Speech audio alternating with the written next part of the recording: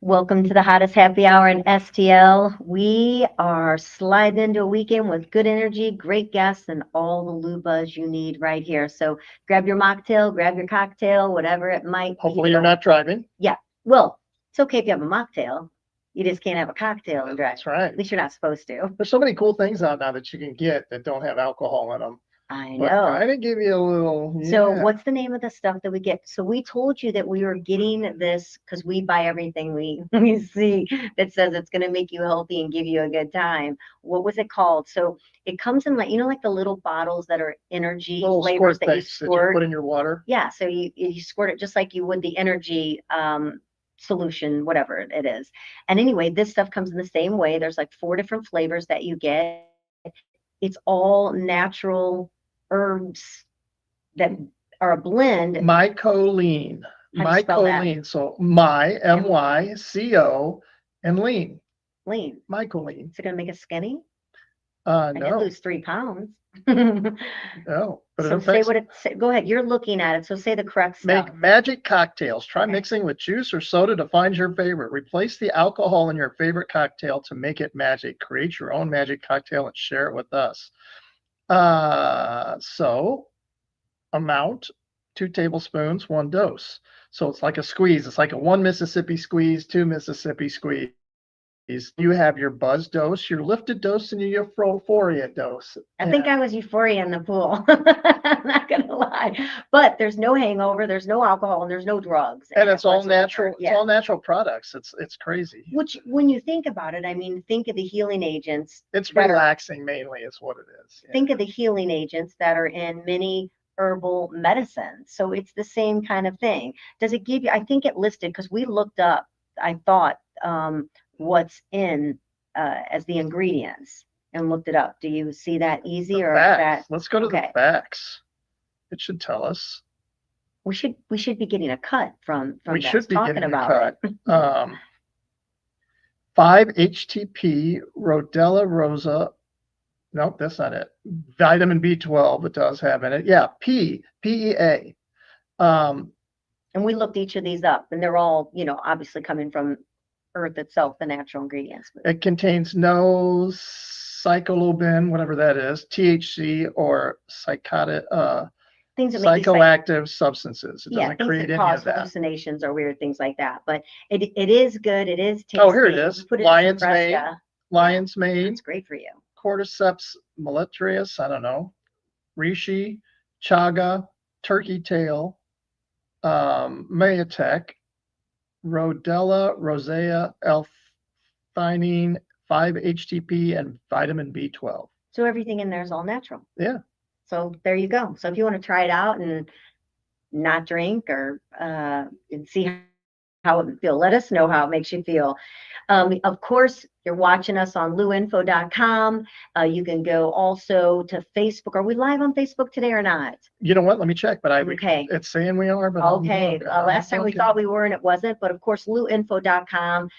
On demand, streaming 24/7. Of course, we're live right now. You can catch it on Apple, Spotify, and everywhere you stream. And of course, we're on the beautiful dial at 590 AM, the new KLIS coming at you.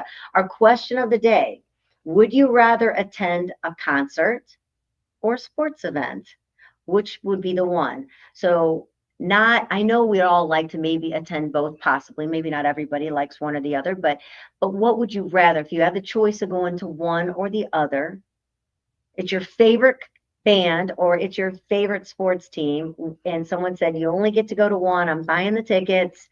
What's it going to be, Gordon? It's going to be, I thought about this, and it's going to be. Put thought into it, actually? I did. Okay. Because, do I want to go to a sporting event or do I want to go to a concert? Which one?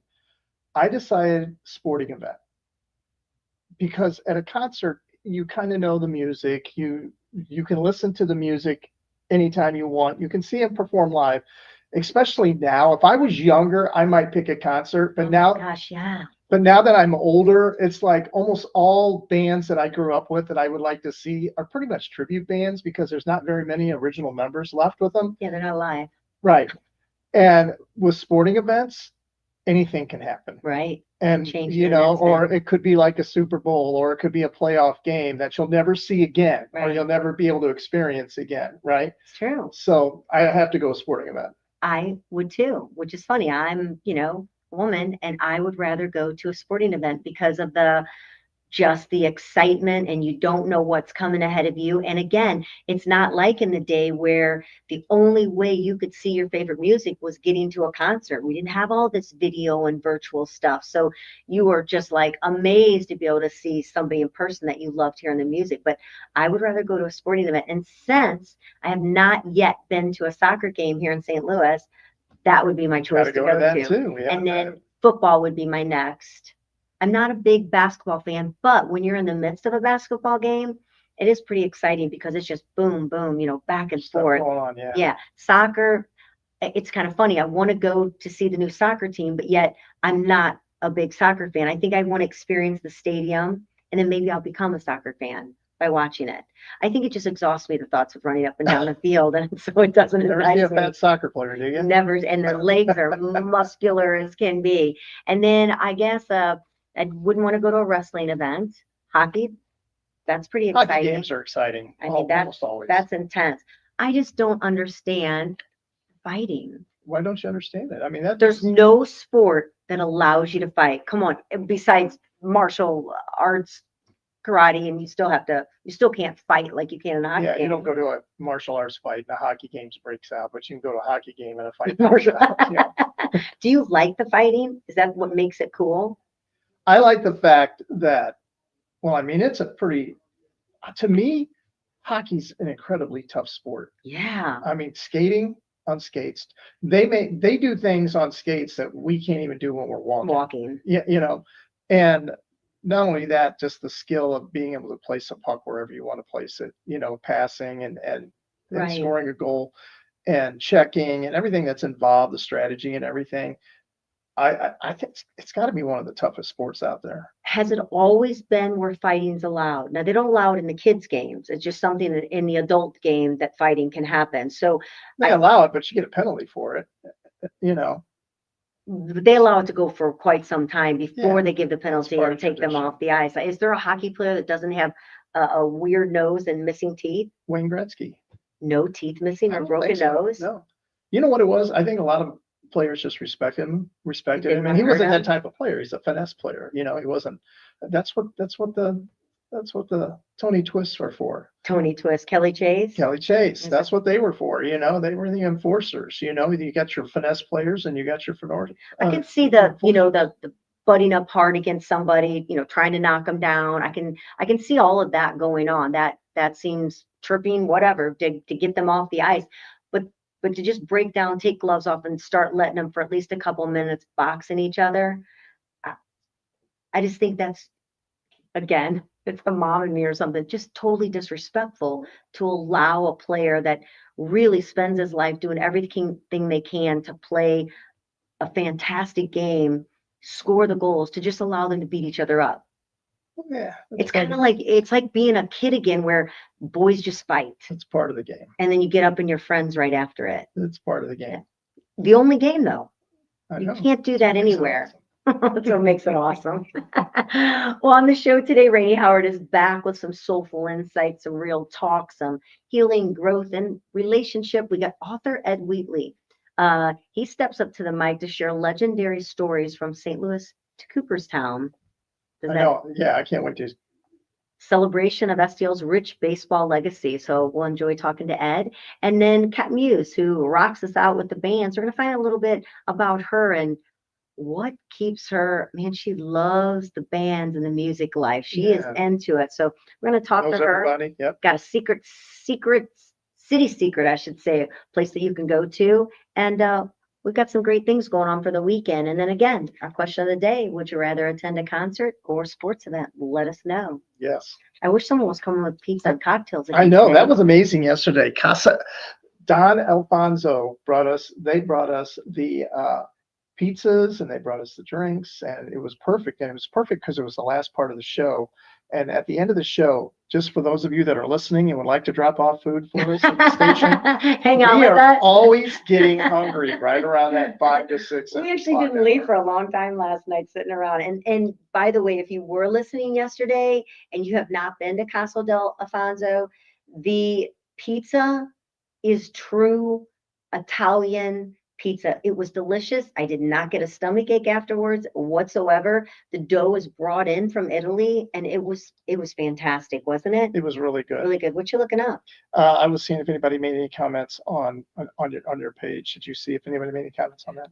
Yes. Well, Connor said it would be he wrote that it would be a sports event.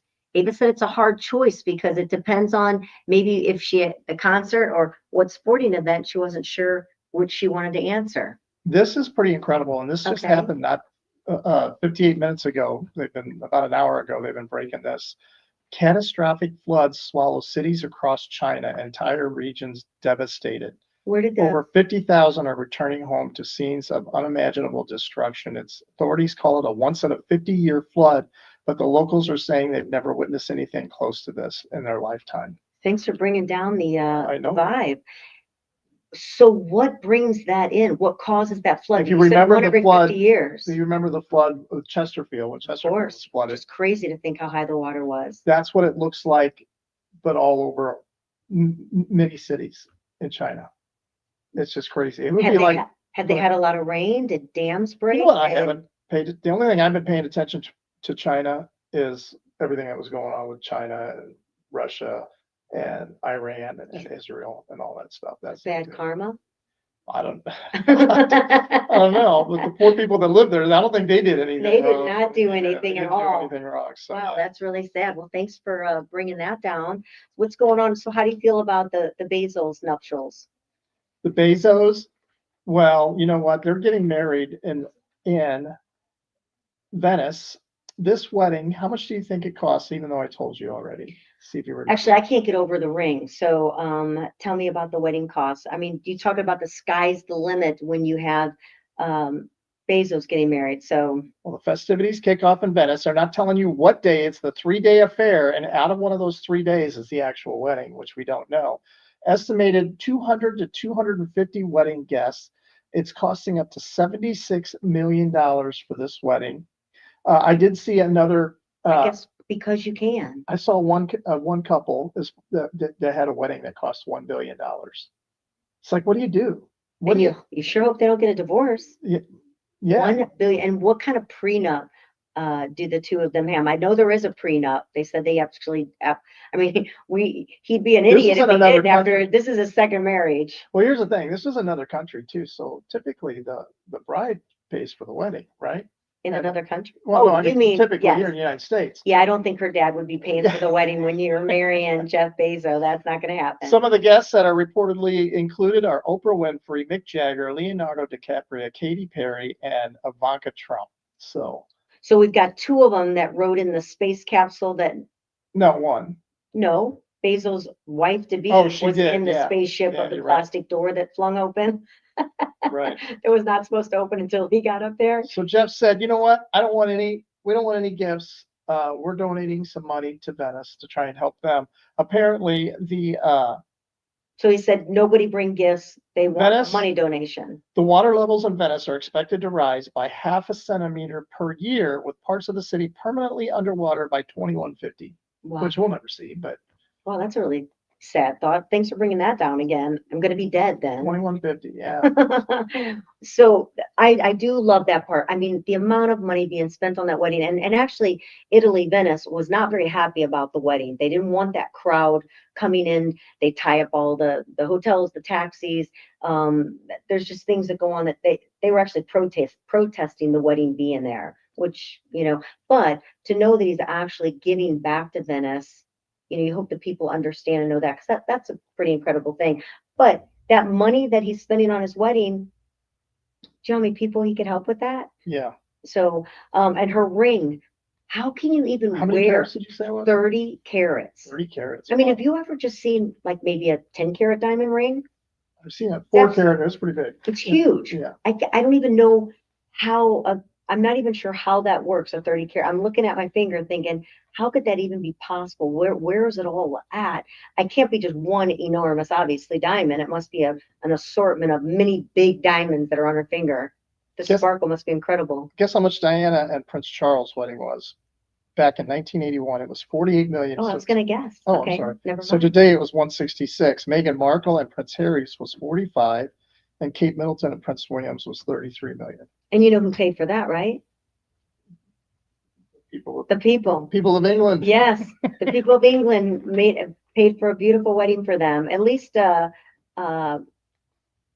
Harry or Harry is still married. They're both married, actually. Remember when O.J. Simpson, the whole trial with that? It feels like everybody was glued to that. Oh yeah. And this whole P. Diddy thing, the closing arguments are starting today for that trial. Oh, did you know? And I haven't even paid an ounce of attention to that trial or looked at it or well, maybe that's paid because attention to it. we knew that we were coming up against if he's going to be guilty or not guilty, and it was pretty shocking when it became not guilty. And O.J. I can remember where I was he's like fleeing in a white car Bronco. when we were our white Bronco that the news was following behind. But were you shocked when do you remember where you were when they announced that he was not guilty? Do you see yourself where you're at? No. Really? I can see exactly where I was sitting. I owned a salon at that time, and I was over with a client sitting there. And we, of course, had the radio on in the salon. Everybody is, typical salon gossiping and sitting down. And I remember I could see right where I was sitting, and we were all it was like we couldn't move for a little while. We were so stunned. I think there's only like 2 or 3 parts to that whole trial that I remember. And that's when Kato Kalin came on and they questioned him. And the very end scene when they said not guilty, you saw him smile and you saw the lawyers and Marcia Clark's disgust on her face, and then the family, and You didn't watch when he put the glove on? oh yeah, and that was the other one. If it doesn't fit, you must have quit. Yeah, so I wonder if everybody, if there are other people that are tuned in. I did not even know that it started today. Yeah, no, the trial started. This is the closing arguments started today. So the closing arguments of the trial. So when you get towards the end of the trial, you have what you call your closing arguments, where you're trying to get in your last little bit of, and now they're bringing out some stuff too. And then once that's done, then the jury will go into lockdown to decide whether he's guilty or not guilty. Yeah. What are the odds that he could not be? You think people are playing? You think that's like part of the gaming odds betting going right now? Yeah, I don't know. I have no idea. Do you know who the Liver King is? The Liver King? The Liver King. I know is that the guy that eats all the meat? This guy. And he's a big muscular man? That guy right there. Brian Johnson, the Liver King, social media influencer, who was the subject of a Netflix documentary, was arrested after making terroristic threats against Joe Rogan. And why? Because Joe Rogan called him out probably on his podcast about doing steroids and all. It came out that he was doing steroids. Right, because he said he wasn't. Right. He said he did He was crazy from eating all that meat. Yeah. Liver. So he decided he was going to take him out. Yep. Don't they realize that? I don't think that. Well, from what I saw, that it really didn't. He didn't really say. It didn't seem that bad what he said, but he did say. I guess that's a threat, right? Yeah. So you take that. Terroristic. Yeah. Threat, though. Yeah. I'm going to bomb you or something like that. That probably could get you in trouble. Yes. Do that. Well, we've got a great show coming up. We are going to take it to a break so that we can bring Rainie Howard into the studio and start the fun with the guests. So we'll be right back here on luinfo.com, streaming 24/7 for you and on the dial at 5:90 a.m. And your city show will be right back.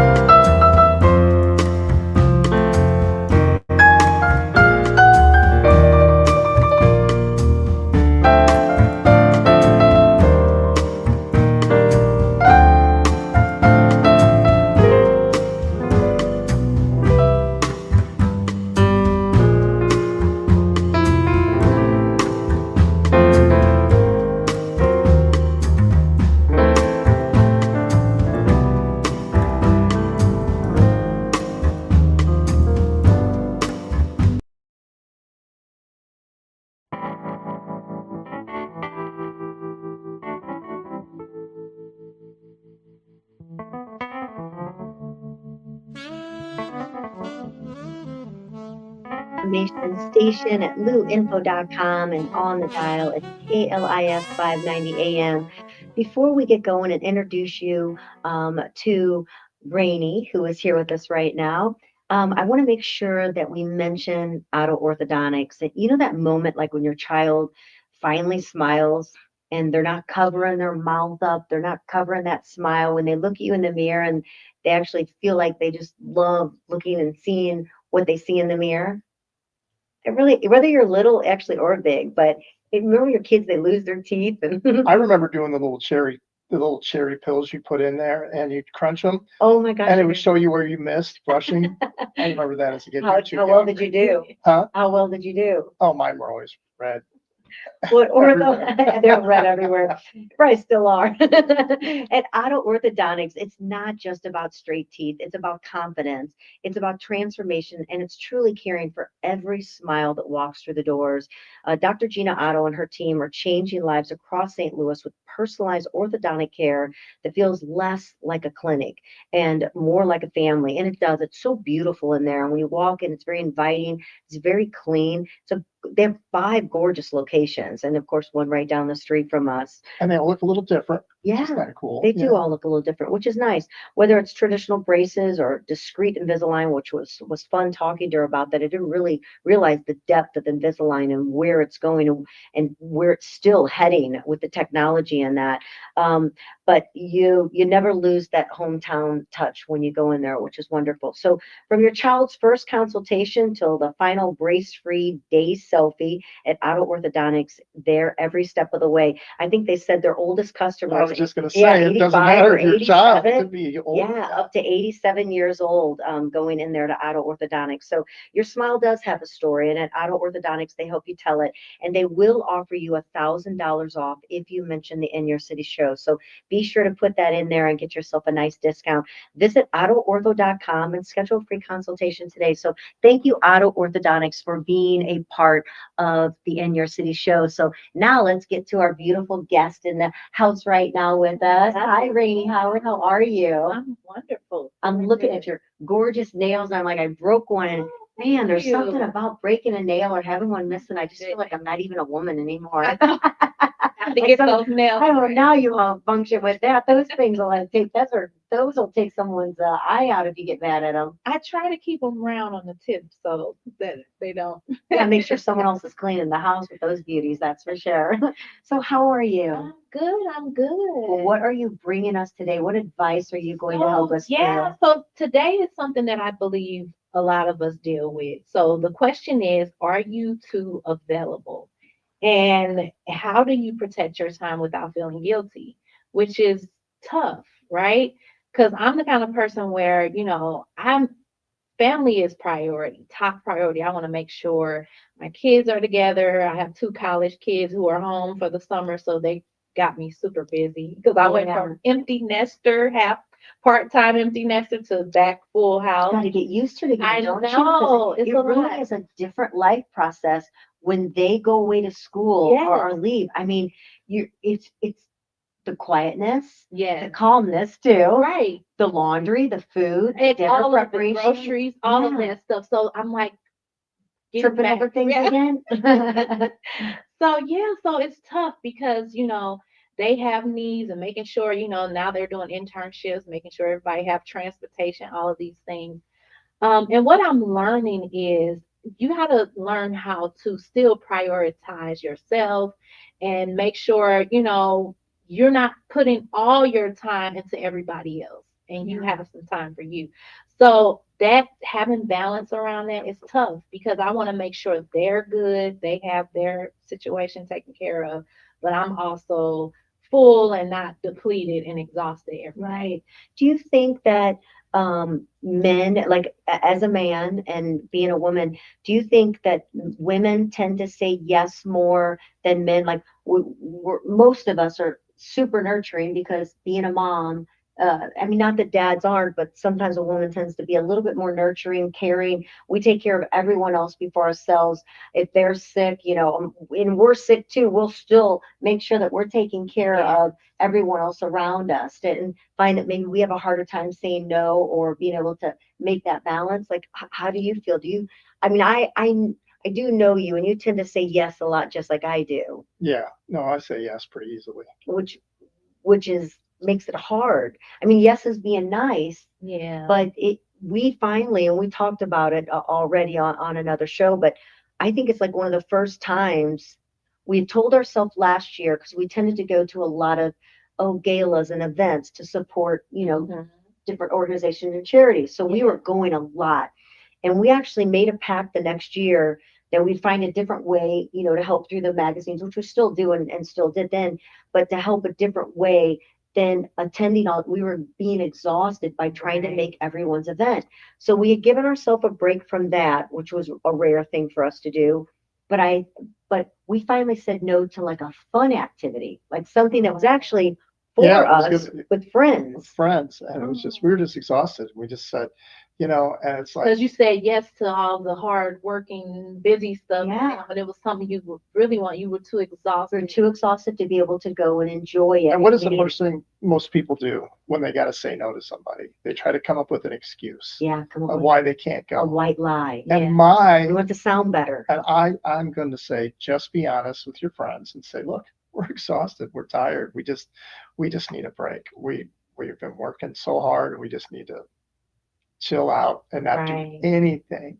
And people respect that more, I think, Which is a hard just thing to And do. being it honest. comes with a little guilt too, right? 'Cause Oh yeah. in the back of your head, like you kind of feel a little bad about it because you have to say no and decline the offer or whatever. But it's something that's necessary. I think what happens is we get so used to putting, people pleasing and making sure everybody is happy and no one is upset with us that we put our needs on the back burner. And so what I'm learning, because I have my own goals, like I have personal goals that I have for myself.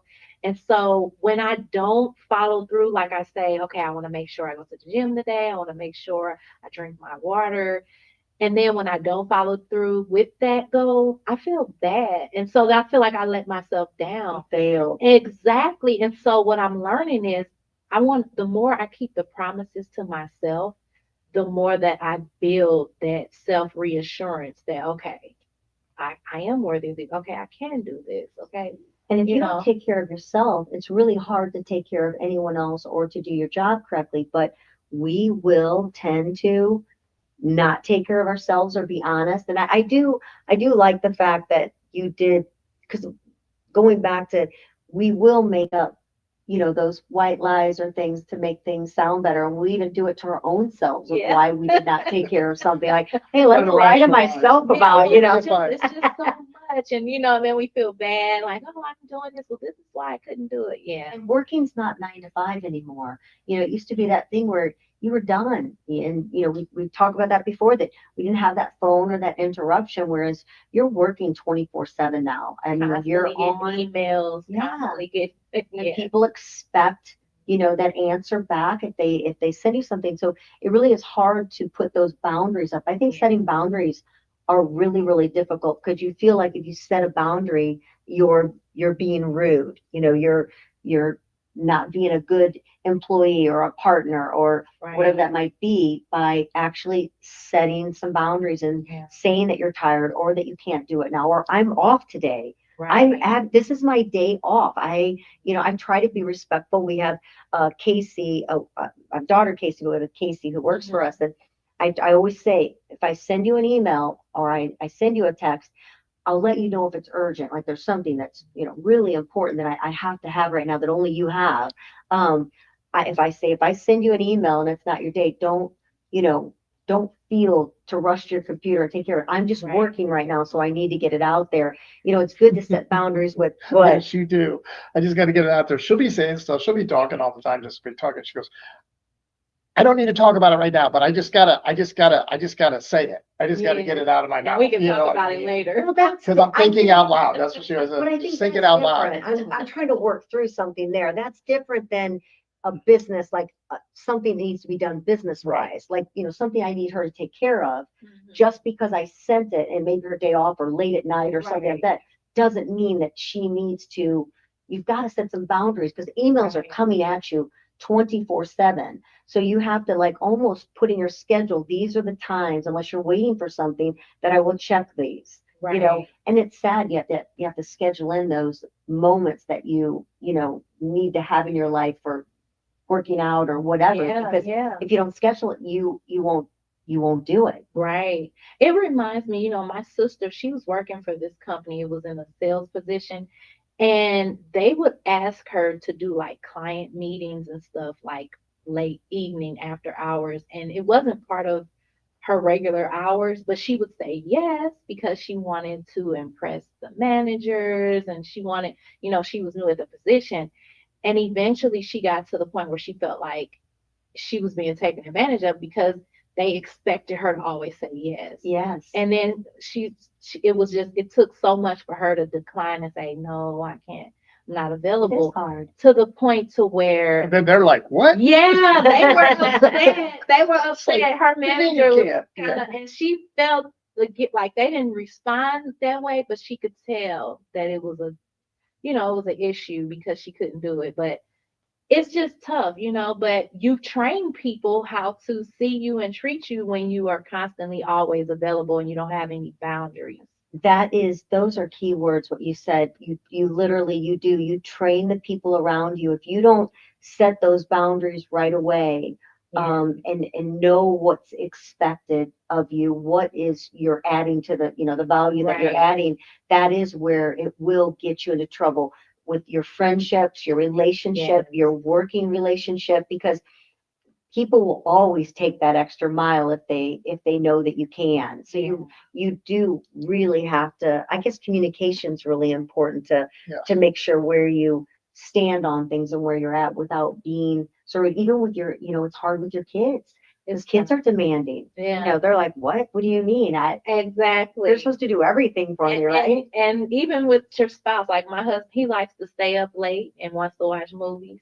But I want to get up early, so I need to go to bed a little earlier. So that right there in itself is like I have to have a boundary and say, okay, I'm gonna go to bed this time. But it's hard because you kind of want to watch the movie and have fun, but you can't make that a habit if you have other things that you want to do and you have to, hold for yourself. So. And it's hard talking about meetings. Work days involve certain work, and then you have to wine and dine clients maybe later, or there's an event on the weekend that goes along with your company. So it is hard to figure out where you set that. And then when you're working so much, like in our case, then you turn around and have to say no to something that you want to do with your friends. So it really is it's kind of cruel the way it is right now. Is there any tips that can help to be able to set those boundaries?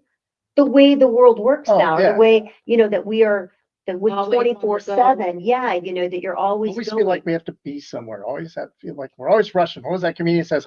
I was always rushing. I was rushing to get here, and then when I got there, couldn't wait to leave. It's like I was rushing to leave when I got there. Oh, yeah, you ready? Yeah. We kind of feel like that. We made our entrance. Let's go. Now everybody's going, don't invite Kelly. They're just going to show up to make an entrance and they're going to leave. But that happens from being too overly done. So I don't know where you set that boundary, or where you figure out where to make that shift and change, your day. We'll come downstairs from working and it's like 7:30, 8 o'clock at night. And we haven't even had dinner. Then you're too tired to make anything. The dogs are like, they're out of kilter too. They're like, oh, we usually get fed around 5:30. Now it's 7:30. Like, well, what's going on around here? But life's different. I think we just got to take it one day at a time, and plan out our days the night before, and really just know what we're going to do and hold ourselves to it. And when people come in, we got to be intentional and say, oh, I'm sorry, I'm not available, or I'm not able to do this, but it's just tough. But it becomes a habit as we make patterns to set boundaries, and we're really intentional about just being consistent with it. What are some of the things that you do? So you have a son and a daughter. Yes. You're married. Your husband works at Rawlings. Yes. We just bought, actually, we just had Cameron Schopel from Westport and talking about all the great things that are happening July 4th weekend. And one of his favorite places at Rawlings. Westport is Rawlings. Oh, And we took Kylan, our grandson, there to pick out a glove. So that was actually my first time into the store, been around it, which is gorgeous. So what a great place your husband gets to work at. oh, he loves He's it. in the marketing or the, So he is the director of taxes. So he does the finance. oh, that's right, department. finance part, the Yeah, one takes but care of the he's money. also he's played baseball since he was a little kid. Well, he played college ball, That's right. D1. That's and then right.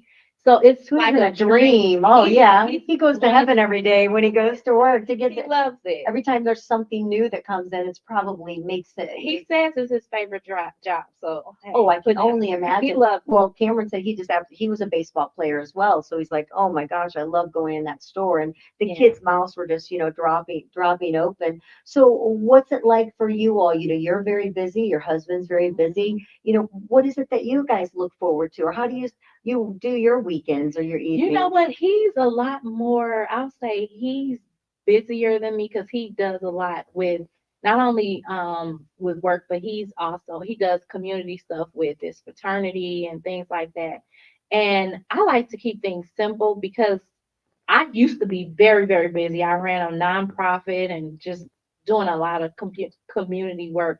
And I found myself just getting in that exhaustion. And I think I got to a place where I appreciate the simple things more. Yes. And I Me too. appreciate working smarter than harder.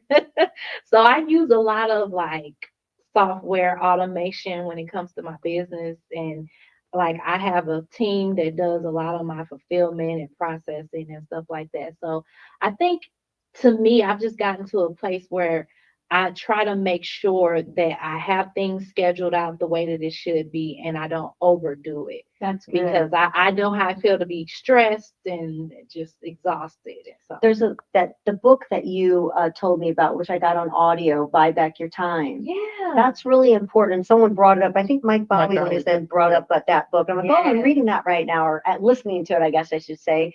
But it is really true. You really do have to invest in yourself and in your company, meaning that it's worthwhile to find the right people or online apps or yeah. whatever it might be that can help take some of the load off of what you do, because we do try to do it all, and we've always had that concept, work hard, play hard. It's like, does it really have to be hard if you can kind of figure out how to Yeah. do it right? Exactly. The hustle culture that just Oh, let me show you how hard I work and how much I do, because then you'll think I'm a better person if I work super Right. hard and I'm up all night long, and you get emails from me at 3 a.m. because I stayed up all night because I'm a heavy worker.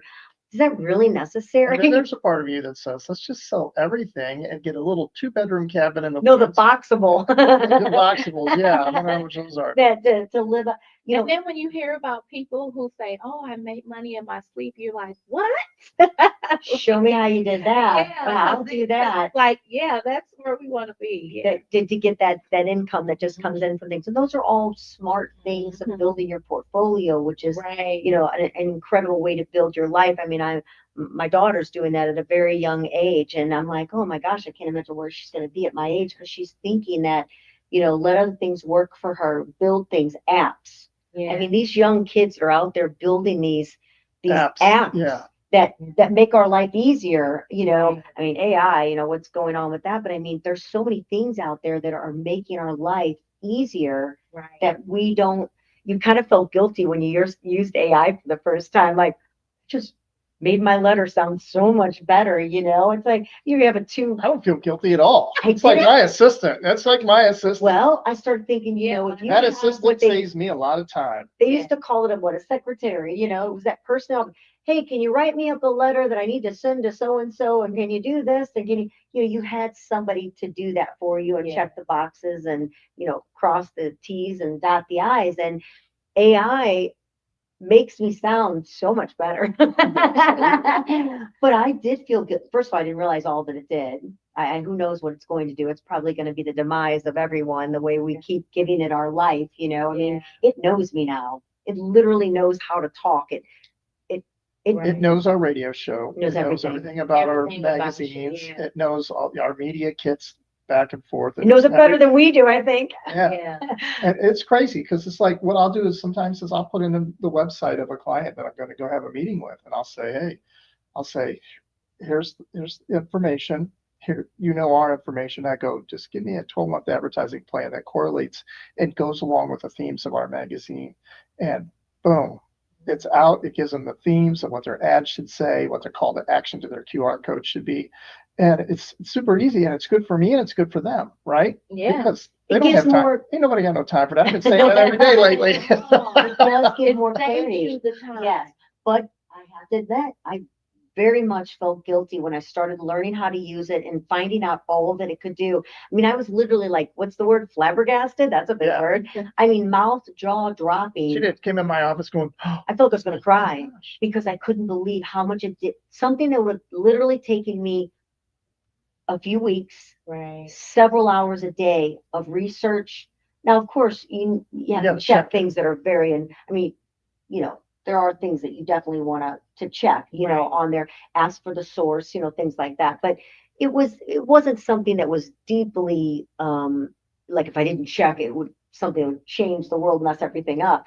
But it literally was weeks and hours that it took that I got back to my life going, I can't believe this just happened. This is something that's taken me a very, very long time to do. Right. And it did do it correctly. And now I'm learning more and using it more. And I don't feel guilty. But guess what I have to do? I have to tell myself, well, it'd be just like if I hired 3 other people, one doing the research, one doing, you know, Exactly. the writing and editing. You know, there's still things, of course, we have to hire for. I mean, we have writers for our magazine. We don't actually, you know, they don't want they don't want stories written by AI. By They, AI, they right. want it Or to be pictures. Right. or photos. We can't even use AI photos. Which that's the thing that's scary too. I mean, we don't know what's real and not real anymore with AI. And you watch the silly Facebook posts of something crazy, and someone's writing like, "Oh my gosh, do you not realize that that's AI?" Nobody's Which is a great segue back into what we're talking about with relationships and stuff. You know what? We can't keep what's on the internet real. We can't, you know, we don't know if it's a real picture or if it's a real article. We don't know some of the information AI is spitting out to us when we're doing research if it's real. Right. But one thing we can't keep real is our relationships with each other. And I think that's Absolutely. so important. Yeah, Yeah. it really is. It really is important to keep that real. So you've got the weekends coming up. Well, what's something that you guys do in the Lou as a family, or is it at home where your family's home right now? So what's something you guys will be doing this weekend? Well, so my daughter's birthday is the 2nd, so it's next Oh, happy Wednesday. birthday! Oh, firecracker baby almost. Yes, exactly. I had both of them around the holidays. My son was around Thanksgiving. And so we're gonna do something. She's celebrating her birthday, and we probably gonna look at fireworks. I haven't made any Well, plans. Westport Plaza. It's not on Westport. July 4th. They're actually having it July 5th, which is Saturday. And I can't get over the festivities. It's really, well, your husband probably knows all about it because I haven't heard him talk about it, but I'm definitely gonna mention that. it's an incredible, we showed the video yesterday and it's incredible what's going on down to a pie eating contest. Wow. But That we saw last year's video. And yeah, last year's video was and this year's going to be even more so. That's exciting. And they're fireworks. And Yeah. it's close, you know, Oh, it's that's really nice. centrally located. And actually, we probably, I'm sure we'll again investigate where the fireworks are going to be this year. I know, of course, we had St. Louis downtown. We had Tim Mears on, and their festivity is quite incredible. That'll be downtown, so you can look forward to that. But then now we know about the I West think I Plaza. prefer the Westport. Downtown is a lot for me to get. Me too. You know what it is? It Yeah. really It's is. It's like I think as I've gotten older, I'm not a crowd guy. I don't I'm not like either. it's I'm like not people either. bumping into you, I'm the sweating same on you. way. It's like Sweating on you. I'm the same way. Do you think we And got I weird like from COVID? concerts. I don't know. I think it probably Put some kind of thing in our head, you know, crowds, you know, you don't it does feel- feel different. You know, does. it does. We When have you're in your 20s, though, you want to be where you want to crowd be is. where everyone I gotta is. be You where want the crowd is. crowd. You wanna, because you're single. Wanna find out what you're missing out on, you know? Wearing your heels and you're out, right, girls? It's Yeah. like it. But it's true. I'm not real big on events unless maybe we're in charge of the event or it's something we're doing. Otherwise, I'd rather, there's many times when you're watching something on television, you're like, I'm really glad to be on my couch watching this one. And the TVs are so darn big now. It's like being at the event. We'll go for a drive in the golf cart. Last night, I'm like, I seriously know exactly what they're watching, and I can read the white captions inside their There's a house. lady across the street from where my mom lives. Oh my gosh, She big has TV. this giant picture window that's as TV. big as this wall. Wow. Is there such But thing the as a TV 90-inch TV? that we could see into her window from my mom's house across the street, the TV was as big as the picture window. So it was like the whole picture window was a TV. What is the biggest TV you can buy? I think they're like 105 Oh, there is that big now? inches now. Well, it must have been 105 inches because it was extremely large. They just keep getting bigger and bigger. We're kind of maxed out on where we have our TV because we've got two windows. Oh, So unless we change it to the other side of It's the right where the room. two windows are. Yeah, it's perfect. We went, what would we do? Do we go up to 1080 or? We went up to an 85 inch. We had a So- 75 inch, went to an 85 inch. So funny thing, kids, they say the darndest things, right? So we had down in our family room, we had, in our living room, we had a, TV that we had in there for, I don't know, we didn't really think about it. We always go upstairs to the family room. We have the Newtown setting. So you got the porch living. So the family room's upstairs. And so we had our large TV upstairs in that room. So we watch a good movie, got to go up on the big TV, right? So our grandson comes over and he goes, "Why do you have a baby TV?" It's that size TV, the one that's inside our in our studio here right now. He calls that a baby TV. Wow. Kids got it going. If they only knew we had like these little box TVs when we were growing up. And they were bulky. And they were huge. Yeah, babies. So we went out and bought a big TV. So now the big TV's downstairs and then we got a Okay. bigger one for upstairs. But what's funny is we'll go, let's go upstairs and watch a movie. We're like, wait, this is the TV we used to watch it on. Now Watch we upstairs. gotta go Yeah. upstairs and watch it. We're gonna end up turning our furniture around and get the 100-inch and put it on the other side's walls. What's gonna happen? It's not gonna be able to, we're never gonna be satisfied with how big our TV is. But Right. so you're gonna find somewhere to entertain and celebrate your daughter's birthday Yeah. and have some fun with that. Do you guys like board games? Yeah, we like playing, they like Uno, that's a big one. Mhm. So we do that as well. And I was thinking about going to a pool, but the heat, I just don't know. Intense. Like, when do you go to a pool? That would be Well, we The had the pool Love is Meridian not a on. bathtub. We had the Love Meridian Hotel on, and you could get a pool day pass for you and your family to go hang out at the pool at the Oh. rooftop. $20, I think, maybe. Yeah. okay. Yeah, and you can eat lunch And or, probably won't have be so bad. cocktails or, That sounds yeah, nice. it may not Okay. be so packed in. I don't know if the water, if they, filter in the water to keep the water cool, Yeah. because it can be like, stepping into a Bathtub. bathtub, which Yeah. for me to get in the water, it's gonna be similar to a bathtub. I'm one of those that'll Yeah. just stay on the outside and look at It the would view be of the water. nice to do something like that, though. I'm looking into it. I'm still finalizing. I've been going back and forth with her. Like, what do you want? Should be a 19 on Wednesday. So Well, just to make sure before we take it to a break, we got Ed Wheatley, who is coming in to talk about his book, which I'm sure we have He's bringing it with somewhere. him. He has it with him. Oh, I thought we had it here with us already, actually. But we're going to talk about Cooperstown and the legacy of baseball, have him in the room. But we just want to make sure that for your message today is to make sure to set boundaries and prioritize yes, yourself. prioritize yourself in the midst of offering your time to be available for others. You want to make sure that you're available for yourself and not neglecting your needs and goals. Say no when it's important, right? That's right. All right, we'll be right back with Ed Wheatley right here on the In Your City show. Thank you to Rainie Howard for being with us and sharing some relationship insight and just having some conversation with us and being able to talk. We really appreciate that. So set boundaries for yourself. We'll be right back with more of In Your City show on the luinfo.com.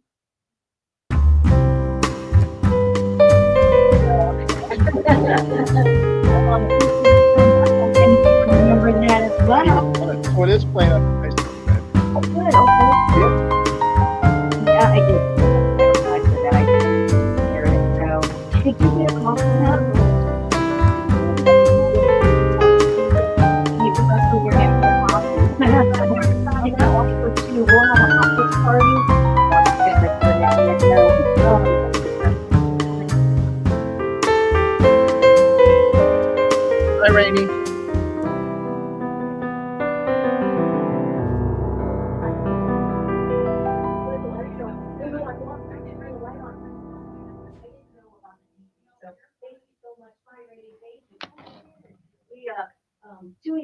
schedule and they rechanged or made sure the time was obviously Julie had told you the wrong one, but then the calendar invite had been sent, and then they sent you the calendar invite. You're right there, sir. And then they put you at the same time, Rainie. I'm like, oh my goodness. So we got a half hour with you right now. How you doing? Hey, buddy, how you? You again? Yeah, poor thing. He got his Cardinal shirt on. Do you have your book with you? Yeah, actually, I do have one. Yeah. Oh, good. Is it in They say you have here? one. We've got one. It's right here. So you hold yours. We'll keep ours. I was like, Gordon said, no, he's got one. I said, we're pretty sure we have it. Yeah. So we love all these books. All right, I'll hold this up. Gordon, you want to smile? We'll get a picture. Yep.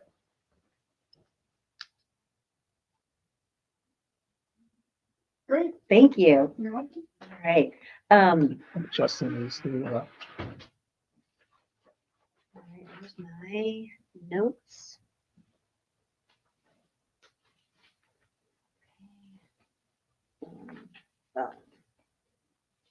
Changing the channel around here. Oh, I forgot to ask Rainie the question of the day. Gosh darn it. Our question of the day, which sure, it's pretty simple on this one, but would you rather attend a concert or a sports event? I bet I know your answer. Yeah. And you are tan And I play baseball over the country. Oh, all over the country? Yeah. Okay, you have to tell us about that. Hang on to that information. Leagues, yeah. A couple times. Oh, wow. Okay. Yeah. Still at this age, about 100 games and Oh, here, put this on.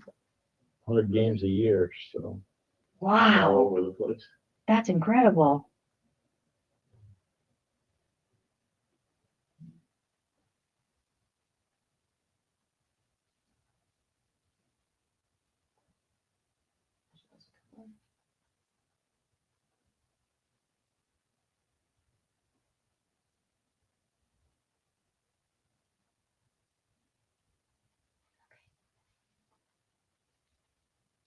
Do you have this, the stuff loaded?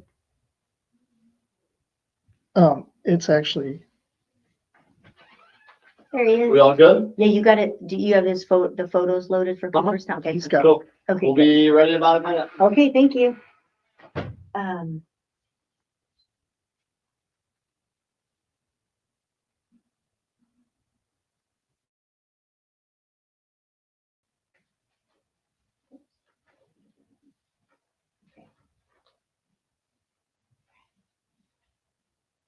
Fixing the setting. Mhm. Did you just make a new setting?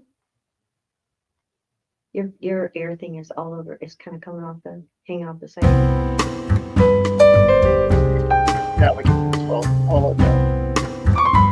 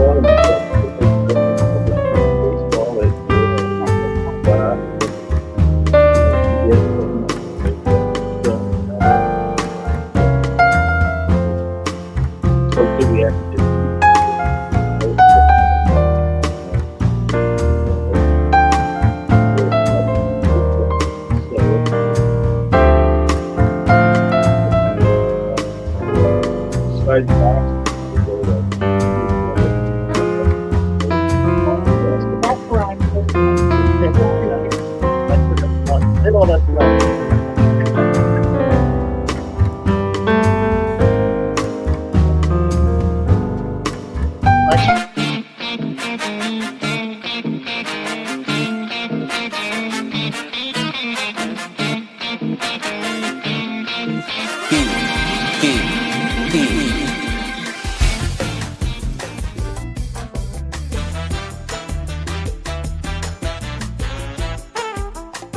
It is a good song. Excuse me. Yeah, you too. Welcome back to In Your City Show. You are with the hottest happy hour on STL. Hope you're enjoying your favorite beverage right now. In the studio with us is Ed Wheatley. He is a Emmy Award-winning, best-selling author, film producer, deeply involved in St. Louis sports. We'll find out more about that. He serves on multiple sports Hall of Fame boards of directors across the St. Louis region. His many published books, 7 of them, have received national recognition, including Sports Digest selection as the best book published on baseball and a nomination for a Society for American Baseball Research, Lawrence Ritter Award. His multiple films shown on the PBS network have all received regional Mid-America Emmy Award nominations, including a win. His films have appeared and been acclaimed in National Baseball Hall of Fame, Annual Film Festival, and so much more. That's quite a bio, and I didn't even get all of it. No, it is kind of a lot to do after I retired, so that's only about 8 years of work.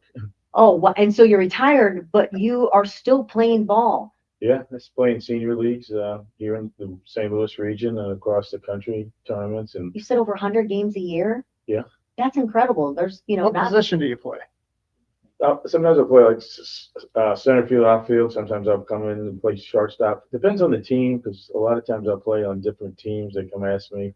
Sometimes I'll pitch, but Well, you are in incredible shape, Yeah, so it's like, Yeah. try to be one of the best shape, fastest, and because it is regular baseball, steel spikes, wood bats, bunting, stealing. Teams draft good pitchers, and then catchers that can throw out and play in some of the tournaments, like when we play in the International World Series and things like that. There's ex-major leaguers and minor leaguers, good college ball players, so it's fun. Keeps you What does young. senior league mean? How old do you have to be, and how long can you play till? You can play until two years old as you want. I mean, they have different age groups, like 15 above, 16 above, 65 above, 70 above, and things like that. You can play down, you can't play up, but so I'll play in different age divisions. What's the name of your team? Well, it depends. In St. Louis, I play on the St. Louis Jets. The one team that is really good is called the Florida Storm. We've won a lot of tournaments across the country, but with the Jets, we've actually won the World Series.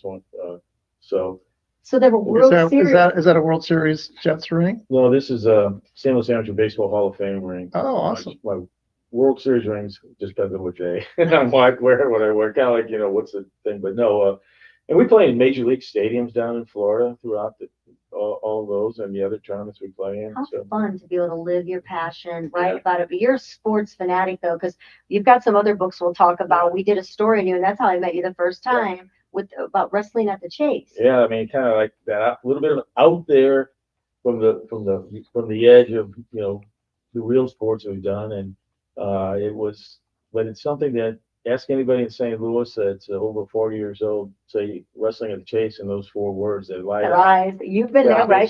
They got stories. They always remember where they watched. A lot of them are grandmother stories too, which are, oh my Oh, God. don't you remember the old ladies who'd be in the front row? Oh, yeah. Oh my gosh, it was great. Yeah. You loved it. Yeah. I got a buddy of mine that actually was wrestling at the Chase. He started out as a wrestler. He was very young. Rob Phillips. He was called the hometown kid.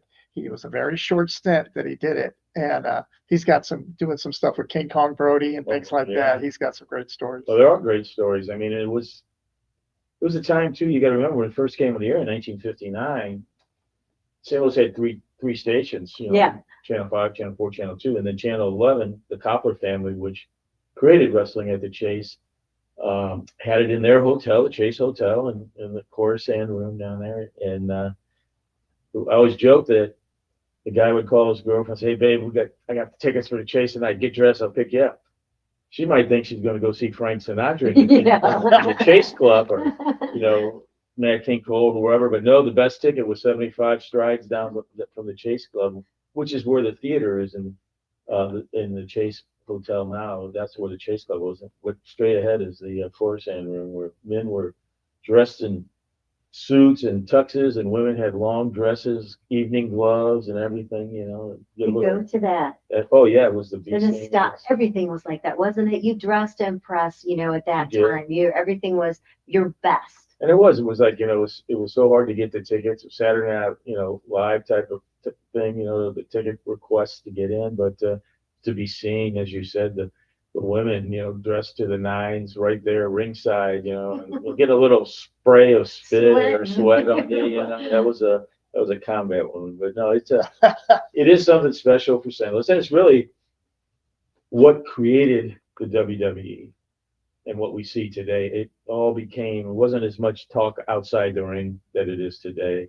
But that book is done really well. We actually made a film for PBS once they heard about that. It too was nominated for an Emmy. So we love that nostalgic and going back. And for those that weren't there, that didn't live in that time, to be able to see and be able to be a part of that is wonderful. Well, it was a different time, when you look at that and you look at baseball, like at wrestling at the Chase, people lived in smaller homes. You had a front room.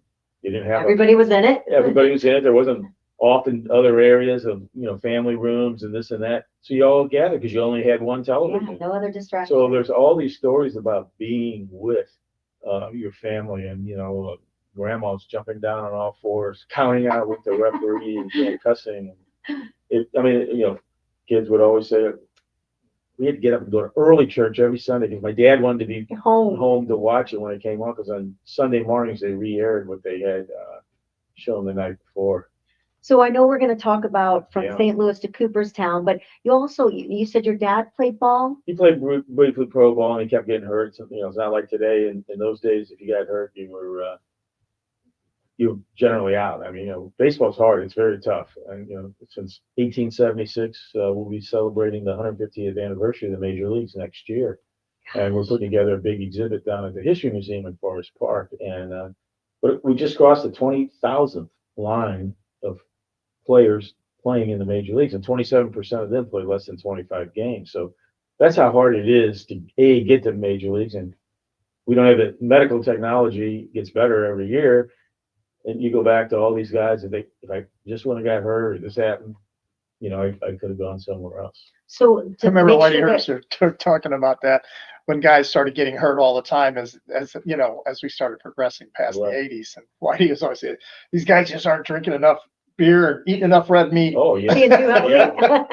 Whitey would always say that, because I was with Whitey a lot, and he, the muscles, the weightlifting, very critical of that, just drink beer and then have a steak and go on. Babe Ruth was a pretty big guy, wasn't he? And he could hit that ball, couldn't he? Oh, yeah, Babe. And, I'm the president of St. Louis Browns Historical Society and Fan Club, the only one in the country. There's nothing for the New York Giants, the Brooklyn Dodgers, the Philadelphia A's, the Boston Braves. But yeah, they haven't played in 72 years. And every year I will fill the MAC with 300 to 400 people. And I bring in a big guest. And this year I'm bringing Babe Ruth's grandson, on August 25th to go through all those memories of Babe Ruth. And he had so many things that happened here in St. Louis, and we're going to dissect all those, and it just keeps, that's how why can you attend this event? you can go to our website, at stlouisbrowns.com, and all the things about signing up. Our grandson, shares the same birthday as Babe Ruth, and Okay. he's a baseball fanatic and lover. And I thought, gosh, what a exciting moment. His grandson, he's the guy who's been instilled with his legacy and that, and I've always wanted to bring him in. We bring in, like I said, we fill the crowd, 300 to 400 people at the MAC.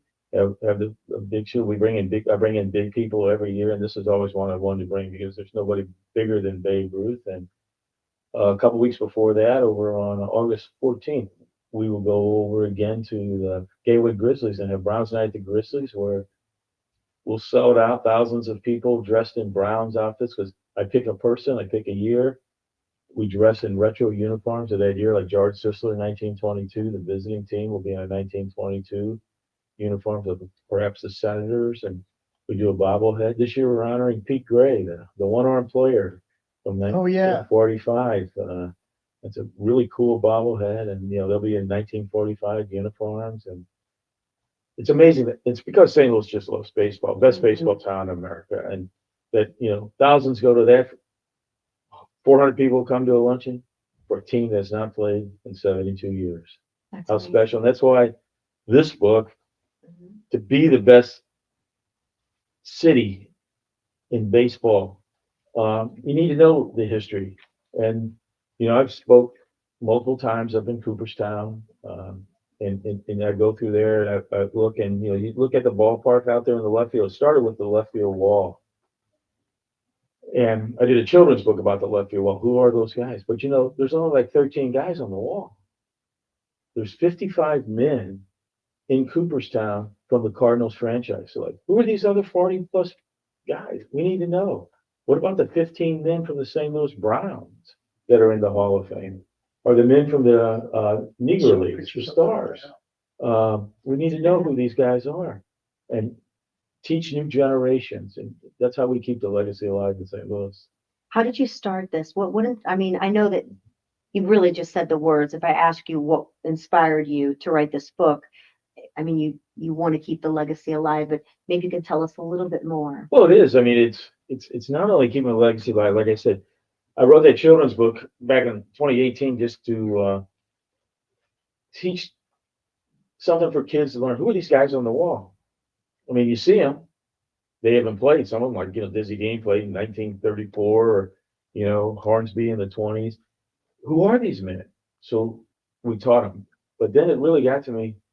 I want to expand this as I see things. I walk around the Hall of Fame in Cooperstown, and I see all the plaques. Like, nobody knows about these guys.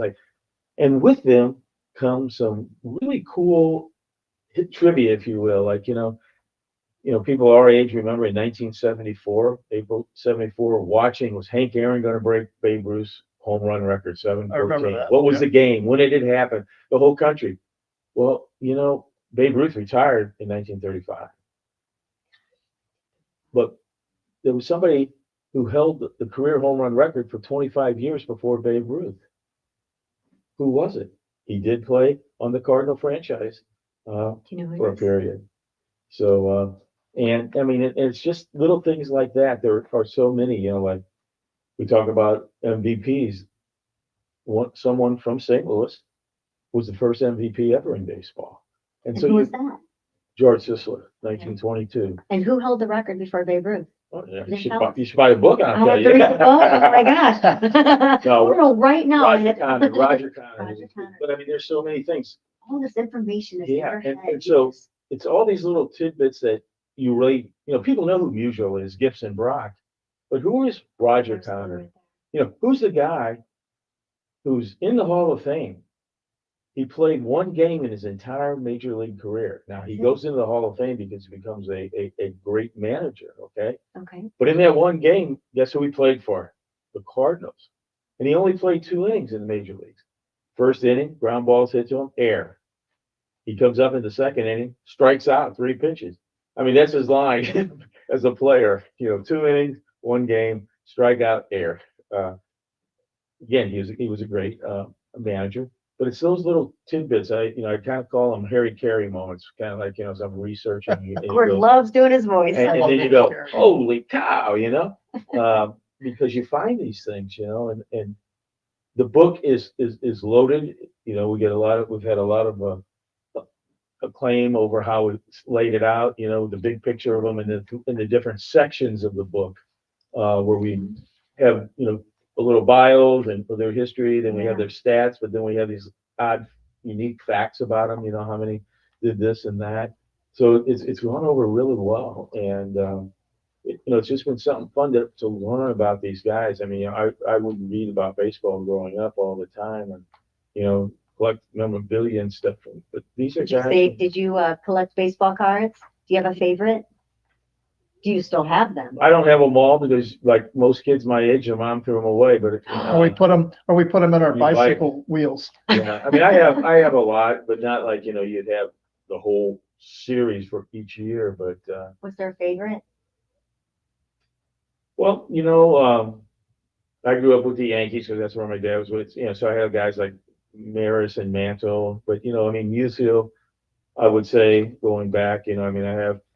Kind of like Matted Musial's last card in '63, along with the ticket stub and scorecard from his last game and things like that, and a giveaway photo that he had, wall sign. But I mean, because if you're saying, listen, this is why this is important, whether it's the children's book, because school districts have me come in and learn how to teach kids how to write well. And we talk about it, and then I do it through this book, and it's called Incredible Cardinals, and just these stories brilliantly illustrated with for in a kid's motif, like and it talks about these players, and we talk about Stan Musial, the greatest Cardinal of them all, one of the greatest to ever play the game.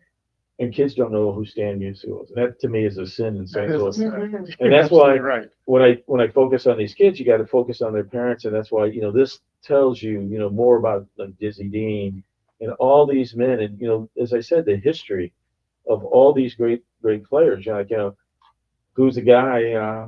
He played for the Browns and the Cardinals. He only hit 75 home runs in his whole career, playing back at the turn of the 1900th century, but he still holds the record for inside the park home runs. Really? That's 55 of his 75 home runs are inside the park home runs.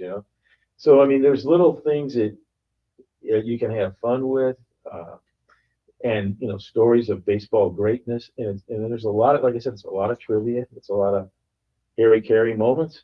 It just is, it's just fun to learn about. It was different, and Gordon, he will never forget, he got to meet Stan Musial accidentally, being at an event. He was late. He was bringing his dad. Is that So he Ozzy's got restaurant? stuck in the very back at a back table, and he's like, that's fine. At least we have a table and we're here. And then go ahead while you're sitting there. But you're going to tell it. Go ahead. This couple comes up. It was where Matthew's Dickey Boys Club. Okay, yeah, It was at Ozzy's restaurant when Ozzy had it in Westport, right up Westport. And so I had to go pick up my dad. We were running late. So we get there, and they go, Sid was the manager. He knew me. He goes, hey, man, he goes, I'm sorry, we can't sit you out here where all the festivities are. We're going to sit you, remember the little cubicle booths he had back there? Just sit you back there. So you're going to have to sit back there during, but once the festivities start, you can come out after dinner. So we go back and sit there, and this little old lady walks in. She goes, you mind if me and my husband sit with you? And I'm like, no. And I didn't even notice. Little. I didn't even notice the number 6 diamond necklace she had on her. And in walked Stan Musial. It was me and my dad having dinner with Stan Musial's wife, just the 4 of us. Greatest day ever being late. It is. It is. I mean, They were and so the thing of it is, he was so personable. That's what he and he talks kinda- about. It wasn't just about him. He would be inquiring and talk to you. I was around him so many times, but he made you feel like Important. important. Lou Brock was like that as well. I had the privilege of meeting him and his wife, and wow, what a kind man. And Ozzie Smith. Mm-hmm. Oh, Ozzy, yeah. He will sit down and make you feel like he's lucky to be sitting with you. That's how he makes you feel when he's around you. He's just an incredibly kind person. It's funny. I was a couple of weeks ago. I was over in Dearborn.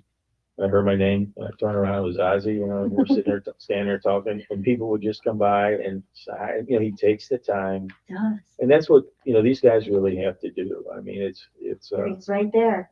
He's yeah. the cover of our magazine. He's up on the wall behind me. And you gotta remember, these are the fans, because too many of these players today, they are kind of like isolated from the fans. Growing up, I mean, we had 5 or 6 Cardinals living in our subdivision simply because they didn't make that much money. They were regular Joes. Now the salary differential to what people are coming to watch them. I mean, they isolate themselves, and and I know some of that is because like eBay, hey, give me an autograph, then somebody rushes it out. I mean, that's an abuse to it. But it's they still got to remember, these are the fans that come and watch them week after week. And, we've had the luxury of having great ones like Stan and Ozzy and Lou. Bob, everybody thinks Bob Gibson was just this kind of guy, not the most charismatic, but that it was down. He was a competitor. He was focused. But when you got around Bob, he was nice, and he would go out of his way. And that's what the great ones are. I got 2 questions for you. So Yeah. We'll start with how one. did they ever catch a baseball with the gloves that they had back in those days? Because it's like, I mean, they look like a small catcher's mitt is what they look like. It's funny you say that. Only because I've been working with Rawlings and the Rawlings experience at Westport. Just experienced buying my grandson a glove there. And, Incredible. We're actually doing a book signing there Saturday Oh, great. at 1:00. But so I've been doing a lot of work with Rawlings and writing essays and things about all the people who the Gold Gloves. Yeah, and the thing that get that. is interesting about that is that, the first gloves in the late 1800s, first of all, they didn't play from 1876 up until the late 80s with gloves at all. And then they started putting like padded gloves, no fingers, just your palm padding. And then they Like eventually a bicycle glove, kind of. kind of like a thicker bicycle glove. And then around 1905 to 1910, they went to putting fingers on it, so it looked just like a big winter glove. And it comes out with the saying, "Use two hands." Remember, because all this did was stop it. You had to hold it, And then it was in 1919. Bill Doak, who pitched for the Cardinals, went to Rawlings, which was always the St. Louis company, and they put lace between the thumb and the first finger to create a pocket. They didn't put lace in all the other fingers. Like, why?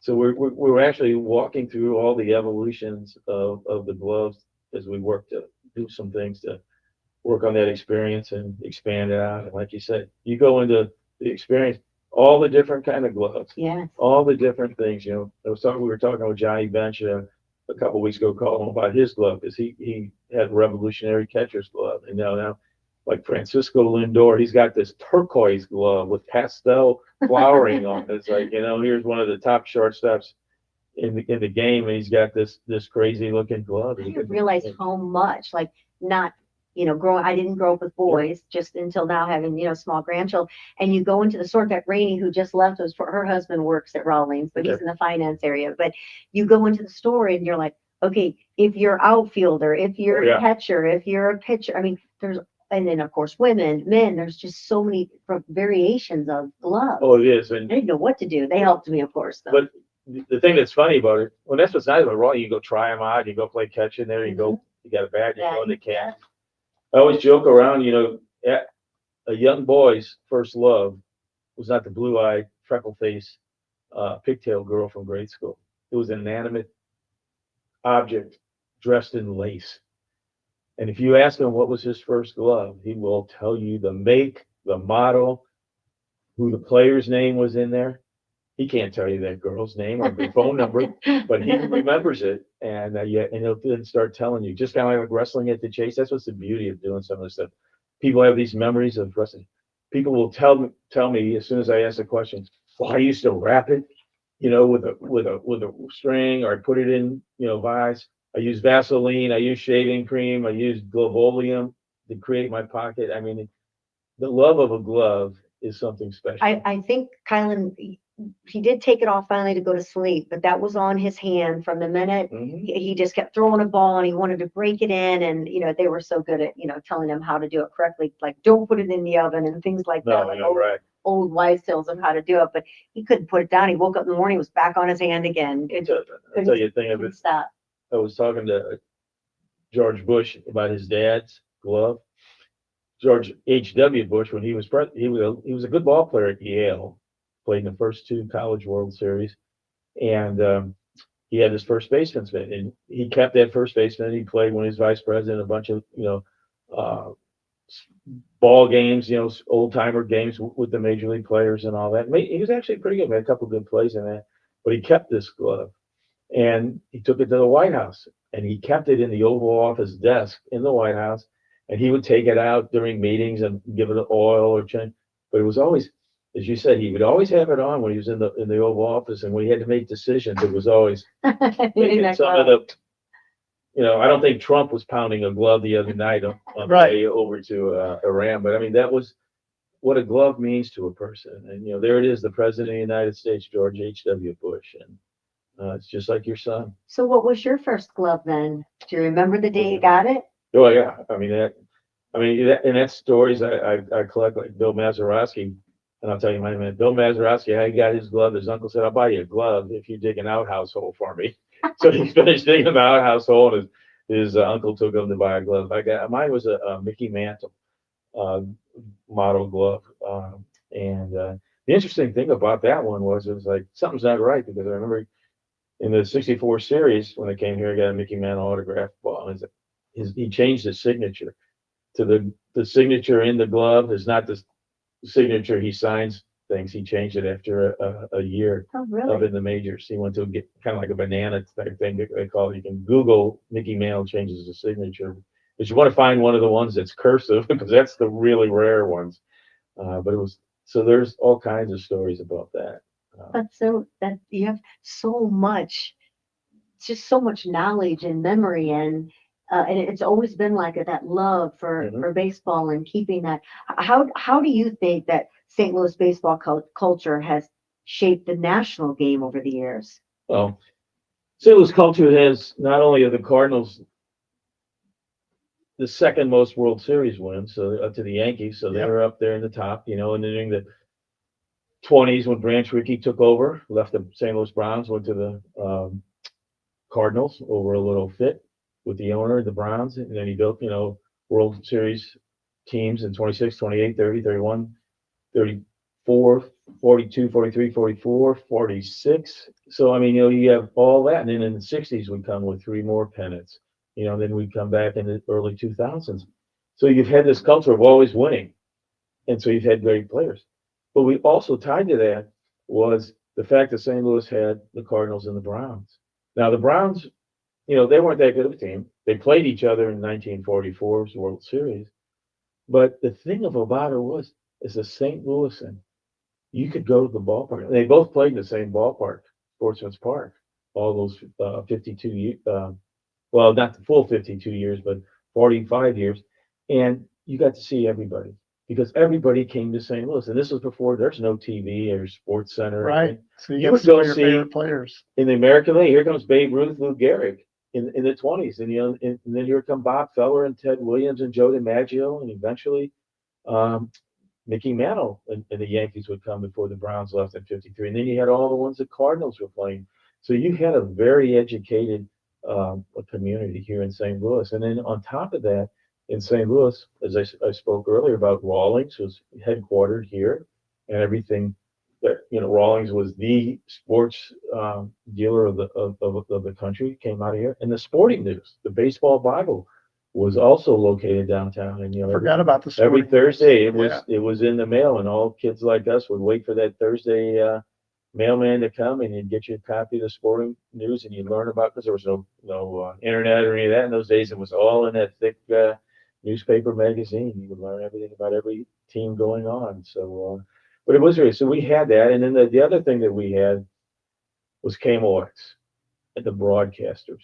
Such a wide So wide range. of it had a wide radios. range. I mean, it had its signal was so great that it went from the Pacific to the Atlantic, down to the Gulf of Mexico and Canada. So you had this big national following Fan base of, is of, of, huge. of the Cardinals because we were the most southern city in the major leagues. And it would be that all these people, whether it's Oklahoma, Texas, Louisiana, you know, Kansas, wherever, they would listen to it on the radio. And if they had the luxury of taking a vacation, guess where they came? Boom, you know, and it goes, you know, Bob Costas tells me all like he would sneak out to his dad's car, turn on the car radio, and he could pick up KMOX and listen to Cardinal games growing up. So it really, you know, satisfied the means of the true baseball fan, and it was really through the great broadcasters. You know, whether you know, Harry Carey's always one of these characters, if you will. People love him or hate him, but you know, the thing about Harry Carey, how he got the job with the Cardinals was he really told them that their announcers are bad. And, you know, and then he said, there's a way to do it. And you've got to think about this. This is a time where, you know, people don't have all the social media type different things. You had the radio, whether it was a transistor you were hiding in your pillow away from your mom, or it was on. And, you know, people could ride their bike up all around the subdivision because people didn't have air conditioning. The radio's going. You always knew what was going on because you could just hear it. But Harry Carey would think about it. Here's a memory for you, buddy. Oh, I know what you're going to say, shtick. probably. You know, you're sitting there in your lawn chair or on your porch, just like you would in the grandstand, and he made that picture. Pitcher looks in, gets the signal, toes the rubber. There's the windup, the stretch, the pitch. He made it go the picture in your mind, just like you were sitting in the grandstand. And then it might be, there she goes. Described the game so well. Yeah, he made that over and over. Now today, you know, all of a sudden 3 pitches have gone by, and you don't know sometimes happen. Some of them I can barely listen to. Yeah, and you know, it just changed when television was there all the time because it's a different audience.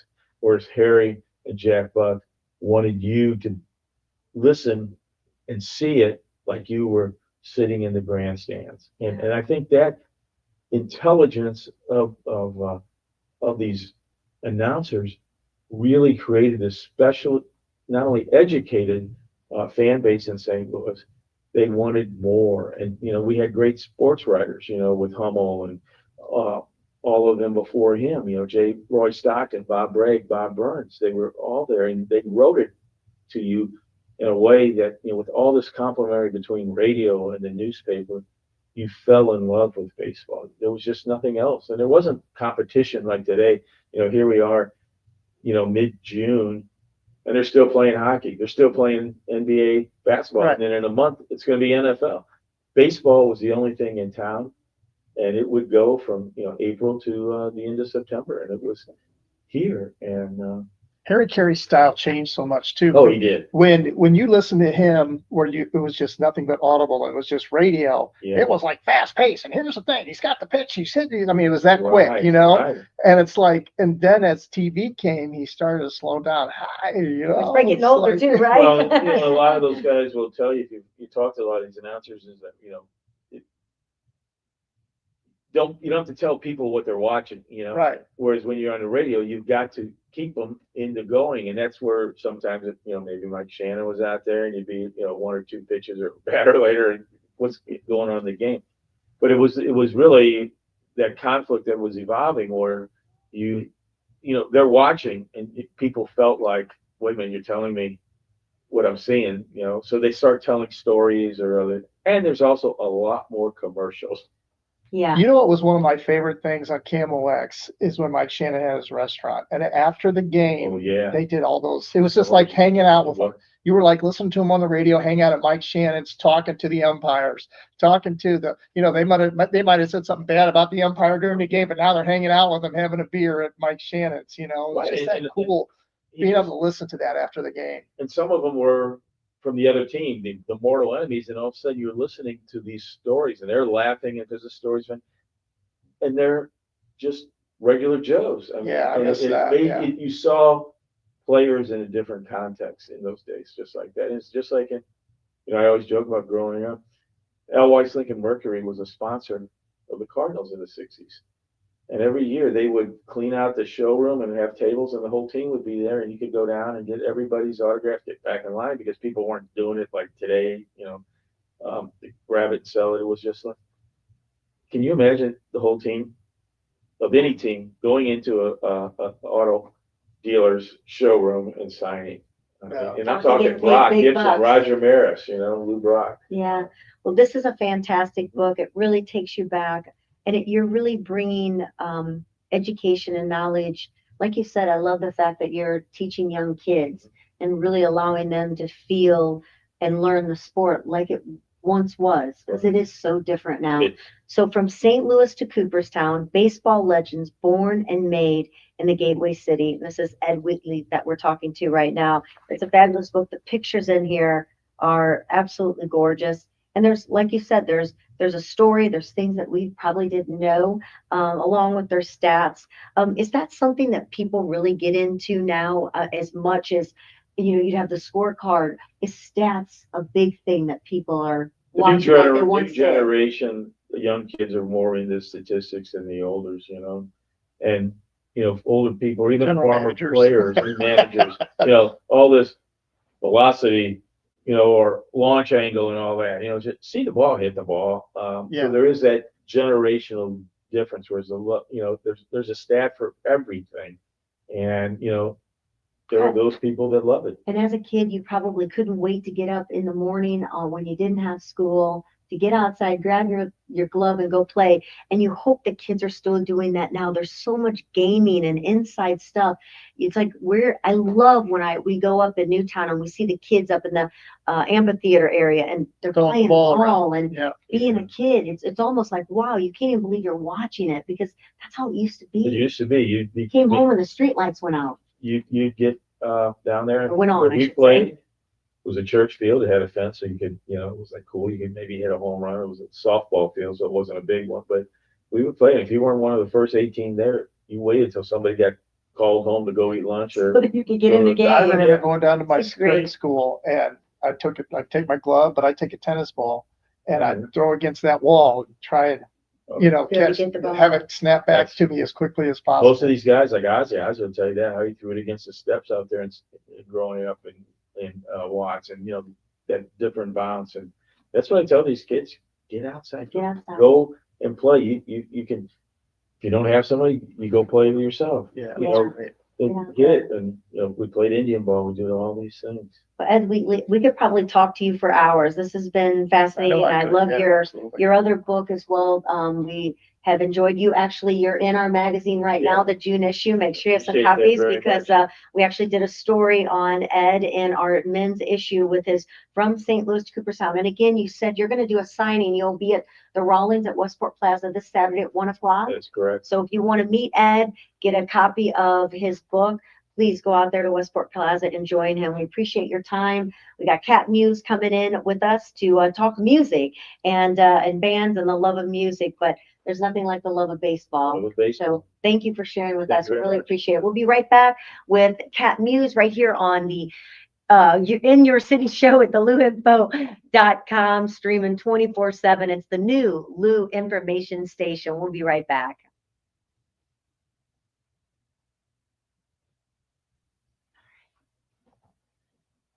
Clear. I'll grab your mic Yeah. real quick. I didn't mean to be Did so. you have No. to, can you, no, I loved it. I could have We need talked you to autograph forever. this one Yeah, for us. and did you sign our guest book out Yeah, there? I did. Okay, great. Well, make sure you're autographing this, and here is a pen, The and I'm gonna go get like it's funny is that we got that it's you said it well. That's the book I'm working on now. What is it? It's a book on the history of the glove and a lot of the things I talked about. I mean, I got all the Major League Hall of Famers, Gold Glovers telling me their stories about how they took care of their glove, and then we go into the 50 moments in baseball through the lens of the player and his glove, like Willie Mays, 54 Oh, catch that's overhead, pretty and cool. we got so it's like his glove from the Hall of Fame. Then we go into stories. Great job, and the yeah. advertising. Oh my gosh. But that's really not announced, but Yeah. and if I'm switching, using Rizzoli, which Can't is wait like to see that. the top. How do you want me to put here, or I didn't bring my silver one. Like, You're what? Or you need something, something hard? well, no, I was going what to put on. How do you want to sign? You guys just Just sign it to me and Kel. That'd be great. Was that To me and Kelly. okay? Kelly's Kelley. You gotta ask that. I'll tell you when you sign tens of thousands. They're hearing us every break. That's right here. Nope, you're not off. Just telling you.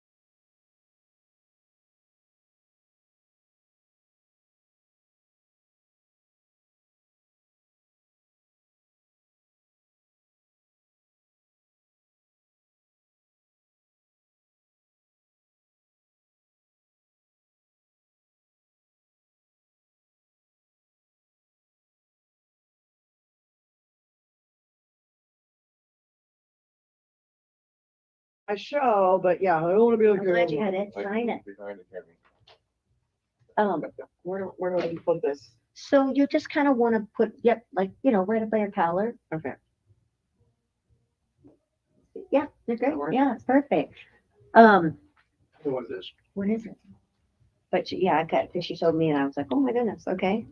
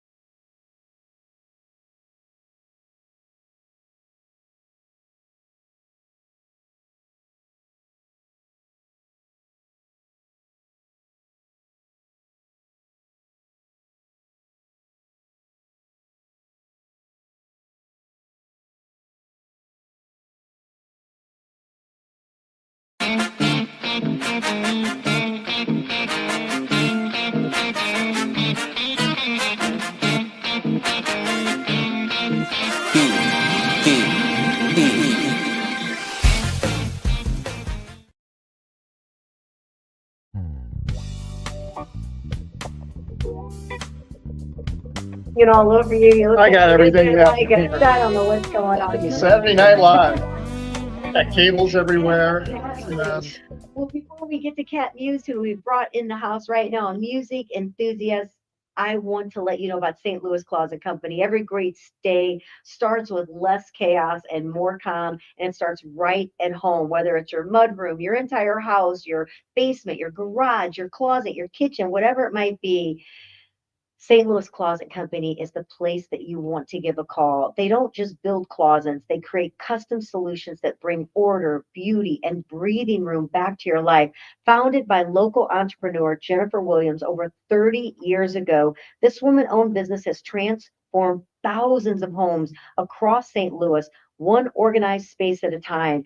And it doesn't matter if it's a Murphy bed to a pantry, she has got it. They are not a one size fits all. They are custom projects. Every project is completely customized. And the cool thing about it is they are done on site locally in their beautiful facility and showroom right there off of Big Bend Road. So if you're ready to turn your clutter into calm, support a local business that's built its reputation on quality, craftsmanship, and giving back to the community, visit stlouisclosetco.com. Book your free consultation because today your home should work for you, right? That's right. Go from chaos to calm. So in the studio, we've got Cat Mues, and you on Friday, or I should say on Wednesdays and Friday, you have been bringing us the bands that are playing, and we every single time we kind of drop our jaw like, wow, I didn't really How many realize. bands were playing? Yes, I mean it's intense, and you probably aren't even listing all of them, and there is a ton. No, and there is, that's the greatest thing about St. Louis, that we have so many bands. I've traveled all over the United States. St. Louis music community, every weekend, every venue is full. Which is Everybody's playing, which is amazing. The upside is great, everybody's out playing. The downside, the musicians who are not playing are too tired to go out. yeah. Or they can't, excuse me, or they can't. Not Ed Collison. Yeah. Oh, yeah, not Ed, right. How It's does he different. do what he Callis is does? The everywhere. man is out. Yeah, it's awesome. Or they can't go see their friends because they're playing the same. That used to be his, You his know, life. He missed that- out. He's done more in the last 6 years of his life than he's done in a lifetime Getting out because of bands and having a because he was always DJ company busy for every 3 years. weekend with music and during the week even. Oh So yeah. late nights, you don't get to go anywhere except entertaining other people. Yeah, it So- doesn't stop. Yeah. It's just nonstop. But I mean, it's there's always a plethora of, venues and bands that are playing. I try to get more different bands every week, but they're always the same bands that are always playing. Yeah. And they're the ones that are most popular. And, so it's kind of a catch-22 as far as, who am I going to put on video? Have you been a band groupie your whole life? Were you one of those that followed around all the rock and rollers? Actually, no, I grew up with music. My daddy was a Luther. He made a guitar for Chuck Berry. Chuck Berry used to jam at my house when I was a kid. Oh, Very wow. cool. Well, I grew up in Wentzville, and actually, my dad made a guitar for Chuck Berry, and he used to come over and bring Ingrid, his daughter, and Ingrid and I are so good friends. I mean, since I was 5 years old. He was just another guy who came over because my Oh, dad yeah. made a guitar for him. That's fabulous. It's a Yeah. great story. But yeah, and I just grew up with music, and then I started Do you playing. play? I was just gonna say, do you play music? Started out, my dad made my sister and brother and I guitars. He made all three of us a guitar. This is old. This is so old school. So we learned from my dad. We started taking lessons from my dad. My dad worked at GM, so he worked second shift. So the weekends we had him all to ourselves. Otherwise, he was asleep when we were home and vice versa. And he taught us to play. And then we started taking lessons from a lady named Laura Weber on PBS Channel 9. Do you guys remember that? No. Laura Weber. I'm gonna look it up now, though. You gotta look it up. This is what's so crazy about it. So Laura Weber, she had the little beehive hairdo, and she was a great guitar player. I mean, you see the old videos now, and it's like, I wish we could throw her in any band because she was amazing. And she taught all three With of her us. beehive. Yeah, the little beehive hairdo. And she used to do these lessons every week on PBS. And then at the end of the school year, she had all the students come down to Channel 4 downtown, and we all sat down on the floor and we played the songs with her. Here's the sad thing about it. The video is so old, it was not microfiche, it's like disintegrated. Oh. Because we tried to find when stuff was Are there coming out. pictures of her online? somewhere? There's yeah, Laura Weber's her name. Check it out. They're all black and white, of course, but yeah. Sure. And there are some songs that I'll never forget. Little Boxes, Green Sleeves. I'll never Green forget those. sleeves. I remember green Yeah. sleeves. Yeah. Those silly songs. But yeah, it was. It's just so because I've got a friend of mine who works at PBS. They said those films are so old that they just they didn't preserve them because they didn't know they were going to disintegrate after 40, 50, 60 years. So how many Well, bands since you've been doing this, how many bands have you ever counted up how many bands you've gone to see, including national acts? No, because it's been since I started doing the videos, probably it's been 15 years since I've been doing videos. But when I was booking bands, I tried to go out to I had probably about 15, 20 bands on my own roster. And one night I went out and hit 7 venues. That was the most I could do in one night was hit 7 venues. Because I booked these bands and it's important to Did you go stay and for see. 15 minutes and then go to the next one? Maybe one Like during venue show, I don't know. What's it, the But I dance made it a- room? Yeah, but I made an appearance to make sure they saw that I was there Right. because it's important you got to support them somehow. You can't just book them and just run off. How long were you booking bands for? A couple of years, Couple but that years? was back in 2011, 12. Oh, okay. So, and then it was just, as you know, I mean, the meme that's out there with the guys from Back to the Future, I went back to 2025 and musicians are still making $100 a night, Yeah. Putting $100,000 worth of equipment in a $500 car. Yeah. Maybe. It's a $500 car, you never know. But it's so sad, but it's a cliche, but then I've always said musicians are priceless. They don't understand the blood, sweat, and tears that goes into learning music and learning an instrument. I started out with guitar. I learned to play piano. I play a little drums.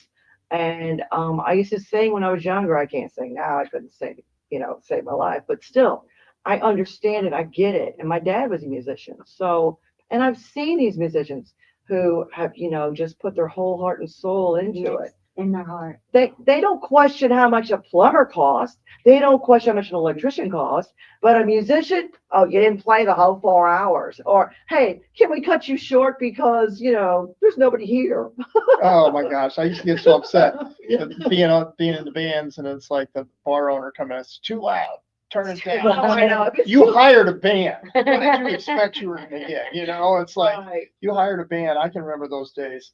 The music scene's so different. Like, that I mean, I asked him the other night, I go, are there any real like big bands anymore? I mean, people are playing the tributes and they're playing the music so that people can still hear it. of Yeah, let's course. talk about that. Because Yeah. remember back in the 80s, it was like, so I was in Nichols. There was Nichols. There was Boyfriend. There Right. was Boyfriend still playing their reunion tours, which is great. But I mean, bands, that was your identity. Right. I was in Nichols. I was a lead singer in Nichols. That's who I was. Right. I wasn't playing in 10 other bands. I Right. was only playing in one. It was, of course, we played every night, so I didn't have a chance Right, to you didn't play. have a choice. I was playing. I think I forgot who I talked to. I played there, I played I forgot who I talked to that, there was a couple times we played 14 days straight, no That's days what off. it was back then because you did. So my very first time I ever sang on stage. So Boyfriend used to be, their original name was called the Jets. Yep. I went to high school with Bobby Flynn. He was 2 years I'm older sorry. than me. We were in band together. I know. I'm good friends with See, Bobby. I can But see. see, I was a brunette back then, and he was a blonde. Now he has no hair, and I'm a blonde. So I have to rub his nose in that. But so the first I went to see him at Stages, and he said, "It's your birthday. Get out there. You're gonna sing Joan Jett's I Love Rock and Roll." And he shoved me out on the stage, and I was hooked ever since. Because Stages was always Oh, yeah. packed. Yeah. I mean, it was a sea of It was people. 25 cents for a beer, wasn't it? Oh, On Nichols, A nickel. on Nickel Wednesdays, it was a nickel a beer. Oh, You my could go for God. $2. right. Have a big night. Illinois was a big scene, and then, we had the originals. You go to the landing and see all these original bands, The Urge, Porcelain Blind Mice, Yeah. all these great bands. When I started doing my podcast, it had to do with original there. music. Oh, right there. It's right Thank there, but you. also there's, Mississippi Nights. And do you Oh, have yeah, that yeah. book? He was on my show. Fantastic, Yeah. that book. And when you That look was on back, my you're like, show. gosh, Right, those I were know. the days. We need a Glad there's Stages no book. pictures of me in there. we need a because- Stages book. Yeah, someone needs to do a We stage need a book. Stages book. We need a Stages book. Yeah, well, I don't know how many people are still alive or who would want to find any pictures that were actually taken out there. Thank God there was no Facebook. There Oh was my the gosh, original that we didn't props. have video, right? Yeah. Thank goodness that we didn't have those going on. But yeah, it was just such a different time when it came to music to what it is, Well, now. we loved all of it. The covers were okay, but we love the originals. And I was hoping that we could get back to that because you gotta have originals to make covers. And when I started doing my podcast, I only had original bands on my show. And I downloaded all my original music. I didn't realize it went back to the 70s. And it's from St. Louis, just St. Louis alone. And there's so much great music out there. And it's just it's just sad that we still want to hear, we got to hear covers. That's what's making money. I And agree. it's not really sad. It's more like, and I know people like us, it's nostalgic and they love it and they're used to it. And these original bands who are coming up now, they're great. And my first advice is don't announce your songs, just play. Play, play, play, play, play. Don't say this is our song because the minute you hear this is our song, oh, Yeah. people, Don't hear somebody that. Yeah. groans. Just play it. Make people go, is that an old classic from Kate Sheik? Because I don't It is remember that a- song. It's like, It's the B-side of our album. That's what Yeah. you say, What about the young? I know this was kind of where Kelly was going because we talk about this too. In our day, when back in the Stages days when we were doing it, But you're- real quick because we're almost out of time. I don't want to get you cut off. That's okay. But there's no young kids doing bands now because they do everything on YouTube or they do everything there and they're creating their music in their rooms, but they don't go out to venues and play. We don't ever see young bands playing now. Well, Monday night I had a young band there. They're called Aragon, and they're a legacy because their parents play in another band called Torchlight Parade. And actually, two of those members are in Torchlight Parade. Oh, awesome. So, Well, I'm going to go ahead and we can still sit here and talk a minute, That's but okay. the radio part is going to cut off here. Okay. Thank you so much for listening to In Your City Show. We got Cat Mues. She is a music enthusiast and obviously very talented as well. Thank you for stopping in. very much. And thank you for tuning in to luinfo.com. You can catch us on Facebook. Look up In Your City Show. Check us out. Message us. subscribe, and we look forward to bringing you more guests, more fun. And until next time, cheers. So we